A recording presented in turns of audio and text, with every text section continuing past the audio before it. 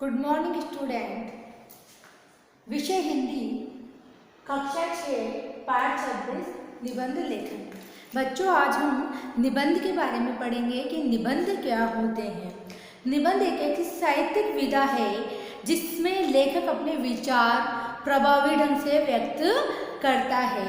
किसी भी विषय पर हम निबंध लिख सकते हैं, चाहे वो दिवाली हो, चाहे होली हो, या हमारे कोई धार्मिक त्यौहार हो, या कोई भी दुर्घटना हो, हम उन पे क्या अपने निबंध लिख सकते हैं। निबंध लिखते समय भाव, विचारों तथा भाषा की स्वच्छता का विशेष ध्यान में रखना चाहिए। निबंध लेखन एक कला है जो अन्य दूसरे कलाओं के बाद निरंतर अभ्यास में आती रहती है। जो वो क्या कहलाती है? वो निबंध कला या निबंध कला ही कहलाती है। अब निबंध लेखन होता है जिस पे हम निबंध लिख रहे हैं उसके बारे में हमें लिखना। अब निबंध लिखते समय हमें क्या क्या ध्यान योग्य बातें हैं वो इस प्रकार है। निबंध लिखते समय उसकी भाषा कैसी हो? उसकी भाषा सरल और सुबोध और रोचक हो। निबंध में एक ही बात को बार बार नहीं दोहराना चाहिए। जो बात हमने कह दी है उसको बार बार नहीं दोहराओ। वह निबंध में हमें ऐसी एक सावधानी रखनी है।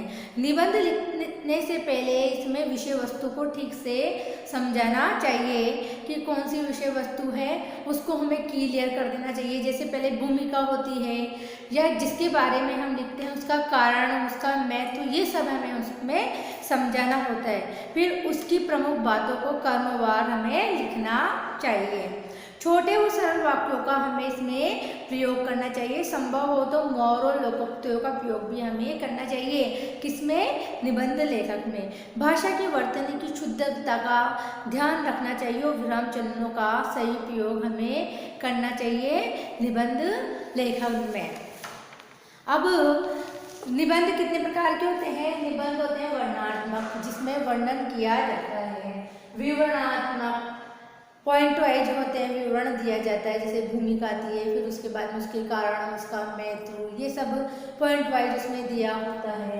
विचारात्मक निबंध और विचार वाले निबंध और भावात्मक निबंध, इसके ही 4 प्रकार मुख्य रूप से होते हैं कि निबंध के कितने प्रकार होते हैं। अब मैं आपको एक निबंध बता रही हूँ, उसको हम पढ़ते हैं। हम हमारी पाठ्य पुस्तक का निबंध, जैसे कि मेरे सपनों का भारत। अब मेरे सपनों का भारत पे हमें बच्चों निबंध लिखना है, तो पहले उसकी हम क्या लिखेंगे?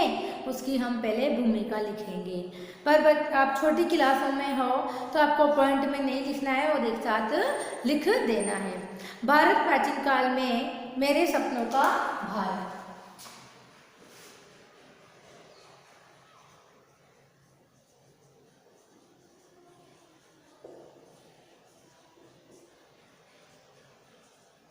इस पे मैं आपको एक्सप्लेन कर रही हूँ।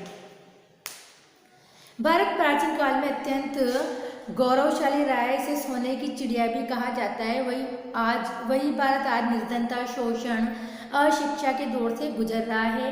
बेरोजगारी की समस्या ने युवा वर्ग में निराशा भर दी है। महंगाई ने तो आम व्यक्ति की कमर तोड़ रखी है। मैं एक ऐसे भारत की कल्पना करता हूँ। वो तो क्या हो गई? भूमिका हो गई। मैं एक ऐसे भारत की कल्पना करता हूँ जो एक विकसित देश के रूप में प्रतिष्ठित हो। मेरे सपनों का भारत 21वीं सदी में पूर्वार्ध में उभर कर सामने आ जाएगा। सन 2020-25 तक भारत विश्व का शक्तिशाली राष्ट्र बनकर उभरेगा। उस समय विश्व के मानचित्र पर भारत का विशेष स्थान होगा। चारों तरफ भारत का सम्मान होगा। मैं एक ऐसे भारत की कामना करता हूँ जिसमें कोई व्यक्ति भूखा, नंगा, लाचार न रहे।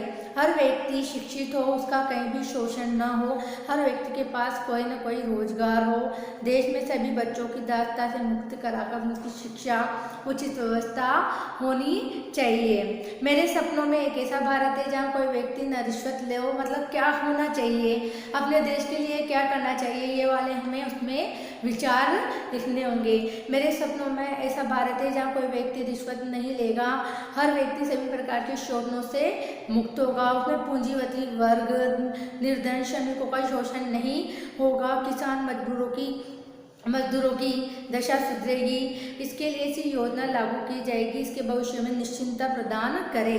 मेरे सपनों के भारत में हर व्यक्ति काम का अधिकार प्राप्त होगा। शिक्षित अशिक्षित दोनों प्रकार के बेरोजगारी से कम करने की कोशिश की जाएगी। जिस व्यक्ति को काम नहीं मिलता है उस ऐसे सुविधाएं दी जाएगी ताकि वो अपना कोई न काम शुरू कर सके। इस प्रकार मेरे सपनों के भारत में न गरीबी होगी, न भूखमरी होगी, न भय होगा, न क्या होगा भ्रष्टाचार होगा, न कोई अशिक्षित रहेगा। मुझे तो बस एक ऐसे भारत की कामना है। तो इसमें क्या हो गया कि मेरा सपनों का भारत कैसा होगा। बच्चों ऐसे ही आप दूसरे निबंध भी लिख सकते हो, जैसे पेड़ पौधों का हमारा जीवन का महत्व, स्वस्थ भारत अभियान और स्वतंत्रता दिवस पे, गणतंत्र दिवस पे, भ्रष्टाचार पे आप ये सब कर सकते हो। धन्यवाद बच्चों, नेक्स्ट क्लास में हम मिलेंगे।